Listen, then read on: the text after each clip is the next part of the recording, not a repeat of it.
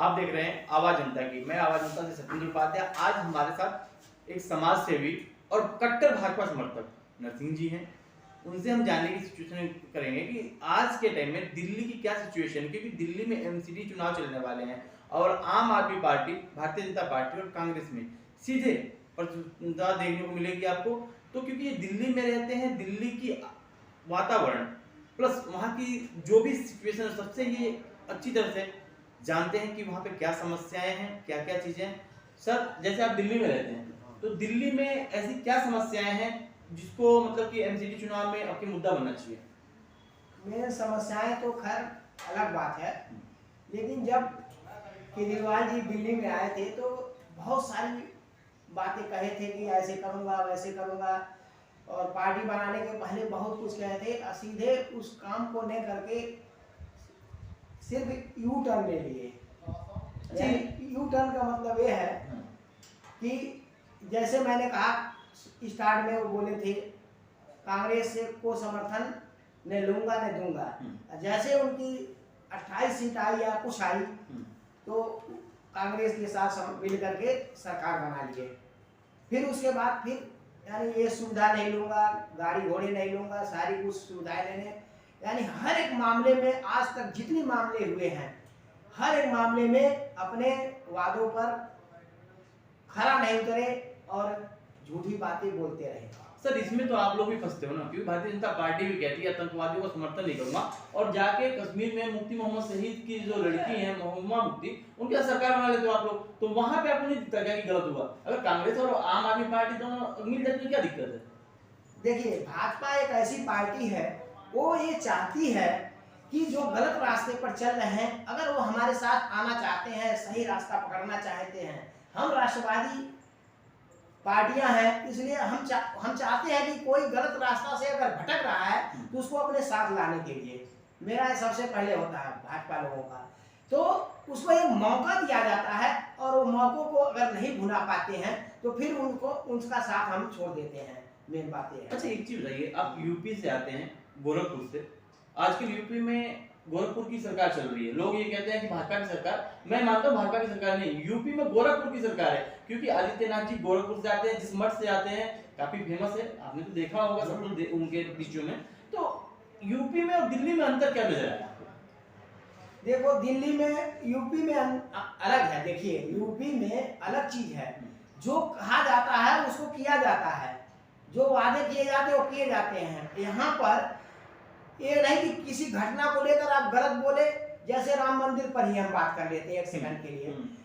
आपने बोला कि ये राम मंदिर को न बनाया जाए, हॉस्पिटल बना दिया जाए, ये तो ठीक है बात, हॉस्पिटल बना दिया जाए, तो उस बात पर आपको कायम रहना चाहिए हमेशा। आप कायम नहीं रहते हैं, 1 मिनट कहते हैं अगर राम मंदिर ही बना दिया जाए तो IIT कॉलेज खोलने की क्या जरूरत है? यहाँ तो सारे लड़के जो हैं आने वाला भविष्य पुजारी बन जाएगा। ये कोई तर्क नहीं होता, पुजारी बन जाएगा। अरे, सबसे पहले आदमी के अंदर संस्कार होना चाहिए। आदमी संस्कारित रहेगा तभी आगे भविष्य, देश को उज्जवल भविष्य को ले जाएगा। नहीं तो संस्कार ही नहीं जिसके अंदर है, कितना वो पढ़ लिख ले, लेकिन उसको लिए कोई फायदा नहीं है पढ़ने लिखने का। अच्छा सर, जनसंख्या नियंत्रण पे क्या सोच रखते हैं आप? बहुत संक्षिप्त में, बहुत छोटे में बताइएगा मुझे। लागू होना चाहिए, होना चाहिए? लागू होना चाहिए, बहुत जल्दी बहुत जल्दी से जल्दी लागू होना चाहिए। क्यों लागू होना चाहिए? इसका रीजन यही है कि दिन प्रतिदिन जो जनसंख्याओं का, हिंदुओं का जनसंख्या कम होती जा रही है, इसको बहुत सोचने वाली बात है। और उनकी जनसंख्या 12%, 11%, 10%, 9% पहले थी, अब हो गई है कम से कम 20-25%। सर, मैं हिंदू मुस्लिम वाली बात नहीं कर रहा हूँ, मैं ये पूछता हूँ जनसंख्या नियंत्रण से क्या बेनिफिट होगा? क्योंकि हिंदू मुस्लिम वाली बात नहीं, क्योंकि देखिए क्या हिंदू के बढ़िया मुसलमान पड़े, जनसंख्या बढ़ने से हमारे आने वाले संसाधन, जो हमारे पास सीमित संसाधन है, वो खत्म हो जाएगी। क्योंकि जनसंख्या रहेगी कि आप किसानों की जमीन कम पड़ने लगेगी, तो हमारे यहाँ भुखमरी बनने लगी, और रोड पर आप चले कितने रोड बना दोगे, कितने पुल बना दोगे आप? जब जगह नहीं बनेगी, किसानों की जमीन जगह पुल बनने में और रोड बनने में जब सारी जमीनें लग जाएंगी और हमारे यहाँ संसाधन कम पड़ने लगेंगे और हर जगह भीड़ हो जाएगी, तो लोग आपस में जब जगह नहीं रहेगी आपस में कटने मरने लगेंगे बाद में। दिल्ली की सरकार जो है ना कुछ फ्री चीजें देती है, दिल्ली के हर कोई लेता है और विरोध भी करता है। ना। नहीं सुन तो लीजिए, पानी फ्री है, बिजली फ्री है, बसों में आना जाना फ्री है, अब इस क्या और क्या चाहिए? नहीं देखिए, हाँ। हमारे देश का संसाधन सिर्फ उनको होना चाहिए जो गरीब है। पहले के प्रधानमंत्री कहा करते थे जैसे मनमोहन सिंह, हमारे देश का संसाधन अल्पसंख्यकों के लिए है, लेकिन आज का हमारा प्रधानमंत्री ये कहता है हमारे देश का संसाधन सिर्फ गरीबों का है, ओनली गरीबों में कोई अल्पसंख्यक कोई जात नहीं होती है। अच्छा, आपके दिल्ली में कौन लोग है, भाजपा या आम आदमी पार्टी या कांग्रेस? देखिए एमसीडी चुनाव में इंडिया में ऐसा है, सॉरी इंडिया ही बात कर लो, इंडिया में ऐसे लोग हैं करीब आपकी 65% जनता वो चाहती है हमें कुछ फ्री मिल जाए, काम नहीं करना पड़े।